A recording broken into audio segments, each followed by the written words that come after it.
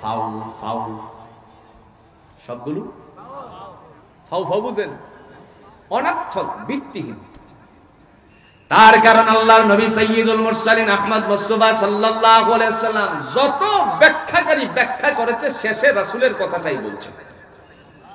রাসূলের কথা হলো আল্লাহু আ'লামু বিমুরাদিহি, এর যে কি মর্মার্থ কেবল আল্লাহ ছাড়া পৃথিবীতে কেউ জানে না। ইয়াসিনের কথা কোন? আলিফ লাম মিমের কেউ জানে?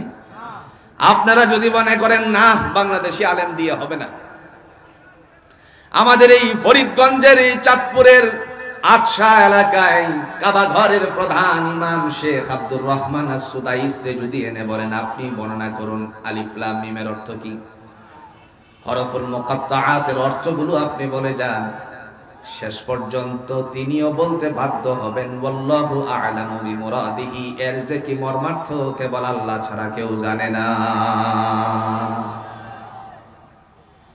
এরপরে আল্লাহ বলেন যালিকাল কিতাব, এটা এমন একটি গ্রন্থ, লা রাইবা আই লা শাক্কা ফীহি, যার মধ্যে বিন্দু পরিমাণ সন্দেহের অবকাশ নাই। তাফসীরে জালালাইনে আল্লামা জালালউদ্দিন সুয়ুতী রাহমাতুল্লাহি আলাইহি, আমি তাফসীরে জালালাইনের পৃষ্ঠাকে পৃষ্ঠা, হাসিয়াকে হাসিয়া পুঙ্খানু ভাবে আমি নজরদারি করেছি, তারপরে কোথাও এই কথা পাই নাই।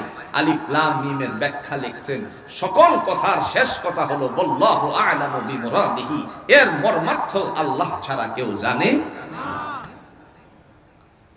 এটা এমন একটি গ্রন্থ, লা রাইবা, তাফসীরে জালালাইনে আসছে আই লা শাক্কা ফীহি, যার মধ্যে বিন্দু পরিমাণ সন্দেহের অবকাশ নাই। উতবা, সাইবা, ওয়ালিদ ইবনে মুগিরার বুঝা হয়ে গেছে না? বুঝতে আরো কোনো বাকি আছে? কথা কন না, কে বুঝতে বাকি আছে? কিন্তু এরা বলতেছে আমার ভাতিজারে বিপদে ফেলানো প্রয়োজন, লিডারিয়ত তো ছুটে যাবে, তো এই জন্য বিপদে ফেলা প্রয়োজন। সকাল হওয়া মাত্রই আল্লাহর নবীকে ডাক দিয়ে উপস্থিত করা হলো।